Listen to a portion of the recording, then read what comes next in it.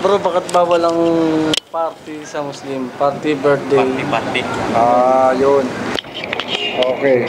Dahil bagamat baguhan ka sa pananampalatayang Islam, itong mga katanungan na to ay normal lamang. Sige po. Bakit daw pinagbabawal sa ating mga Muslim ang mga party, birthday, sayawan, disco, alak, sugal, sigarilyo, lahat-lahat na? Inshallah, napakagandang tanong ni kapatid. Bakit daw sa atin bawal yung mga party people, birthday, ano pa? Christmas Day, Halloween, araw ng mga puso, ano pa? Mother's Day, Father's Day, anniversary, mansary, yearsary, ano pa? Kung ano pang sari-sari. Yun. Sa pananampalatayang Islam, dalawa lang po ang celebration. Para sa ating mga kababayan, mga kapatid, na mga kakayakap lang sa pananampalatayang Islam, dalawa lang po ang ipinahintulot na pwedeng pag-celebrate ng mga Muslim. Ito po yung Eid al-Adha at Eid al-Fitr. So yun po. Maliban doon, wala na pong dapat na ipag-celebrate ang mananampalatayang Muslim. So yun po, klarong-klaro. Dalawa lang po ang celebration sa pananampalatayang Islam. Ito yung darating na Eid, ngayong Eid na Eid al-Adha, at yung nakaraan na Eid nung Ramadan, ito yung Eid al-Fitr. Yun po, kapatid. Sagot sa iyong katanungan. Dagdag tanong. Dagdag tanong. Ayun po. Dagdag kasagutan din. Tayo pong mga mananampalataya, alam po natin yung mga celebration na yan. Pero ang tanong po, kung alam po ba natin ang Judgment Day. Kasi po lahat ng mga day na yan, pinagse-celebrate natin. Pero yung Judgment Day, alam niyo po ba? Magtanong. Ilan ba yung messenger of Allah this world? Yun po. Magandang tanong po yan. Ilan po ba daw yung messenger of Allah, ng Allah, dito sa mundo? Mashallah, napakagandang tanong ni kababayan. Ilang daw po ang minadalang messenger ng Panginoon dito sa mundong ibabaw. Binanggit sa hadith ni Propeta Muhammad SAW, mayroong 124,000. Dami nun. At dito sa Banal na Quran, 124,000. binanggit dito ang 25. At doon sa 25, mayroon doon 5 na binigyan ng kasulatan ni Allah subhanahu wa ta'ala na ang panghuli, ito yung Quran. So, ito kapatid, doon sa iyong sagot. 125,000 sa dami nun. Sa Quran, may nabanggit na 25. At sa 25 na yon, mayroong 5. Iyon si Propeta Adam,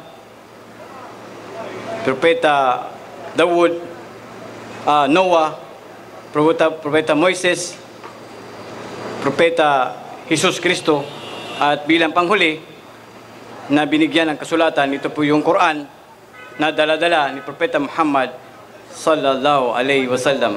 At least si kababayan nakapagdagdag kaalaman sa kanya na sa kanyang pagsasaliksik ng kaalaman, kami rin po ay nagpapasalamat.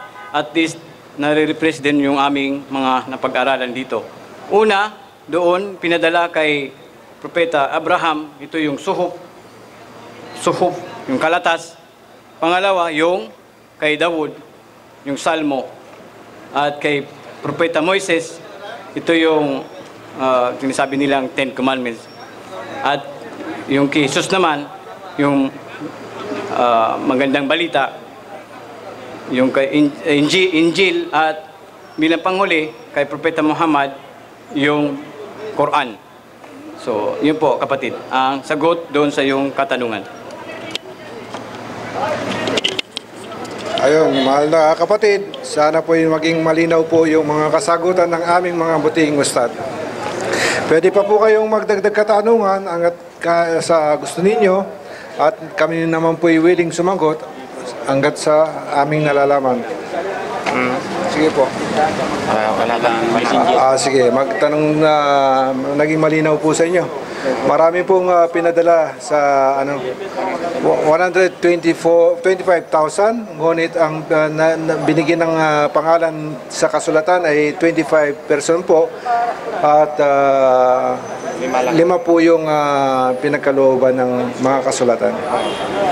Ayun po. Meron po kayong mga karagdagang tanong? Sige po, mag-ipon-ipon muna kayo, isip. Maya-maya ay babalikin kayo mga ilang minuto po. Ayun po, sige po. Ang bilis ano? Segundo eh. Wala pa. Sige po. Wala pa. Sa iba naman po. At meron po tayong mga pangregalo rito. Meron pa po mga t-shirt, mga babasahin. Kahit sa mga brother, kayo naman po magtanong. Kahit na walang mga regalo tayo.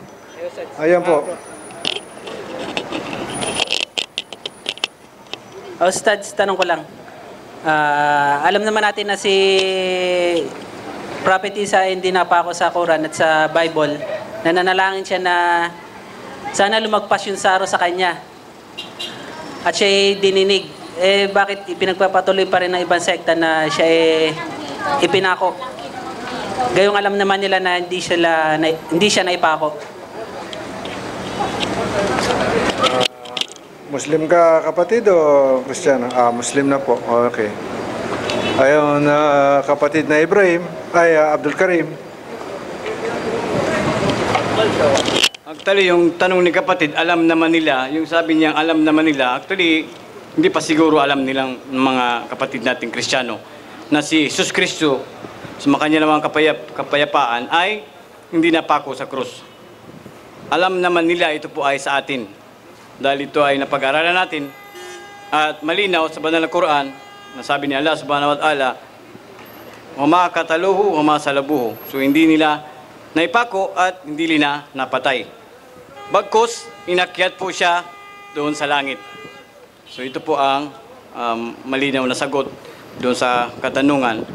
At yung sabi nila na doon sa nakasaad sa Biblia na alam naman nila, actually, hindi ang pagkaalam nila ng mga kapatid natin Kristiyano ay napako. Ang malinaw doon na sagot sa Quran, siya ay pinalitan na kamukha na sa kanilang pag-aakala na ito ay kanilang napatay. Sa pananampalatayang Islam po, malinaw po na si Jesus Kristo, sumakanya nawa ang kapayapaan, ay hindi po siya naipako at hindi siya napatay ng mga Hudyo. So ito po mga kapatid, marahil sa kaalaman ng ating mga kababayan,